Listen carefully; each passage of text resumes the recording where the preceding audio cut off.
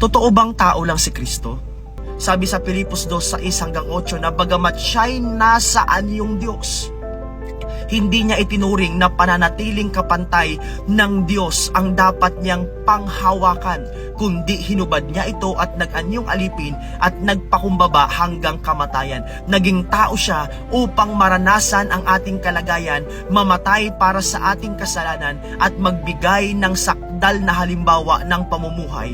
Kung tao na si Kristo, hindi na kailangang sabihin na nagkatawang tao siya. Una sa lahat, hindi tao lang ang pagkilala namin sa Panginoong Hesukristo. Oo, tao siya, pero hindi siya ordinaryong tao tulad natin. Napakataas ng pagkakilala namin sa Kanya. Siya ang pinakadakilang sugo ng Diyos, ang tagapamagitan at tagapagligtas. Sinasabi ng ilan na si Kristo ay Diyos na nagpakababa, nag-anyong alipin at namatay para sa ating kasalanan. Ginagamit nila ang Filipos 2:6-8.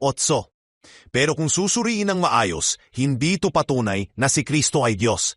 Sa Filipos 2:6, ganito ang mababasa, na siya, bagamat nasa anyo ng Diyos, ay hindi itinuring na pananatiling kapantay ng Diyos ang dapat niyang panghawakan. Hindi sinabing siya ang Diyos. Ang sabi, nasa anyo ng Diyos, hindi Diyos mismo. At sa talatang 8, malinaw, nagpakumbaba siya at naging masunurin hanggang kamatayan. Kung si Kristo ay Diyos, paano siya naging masunurin? Kanino siya sumunod? May Diyos pala ayong nauutosan? Ang Diyos ay hindi masunurin. Siyang dapat sinusunod. Ang Filipos 2 ay patunay, hindi sa pagka-Diyos ni Kristo, kundi sa kanyang pagpakumbaba bilang tao.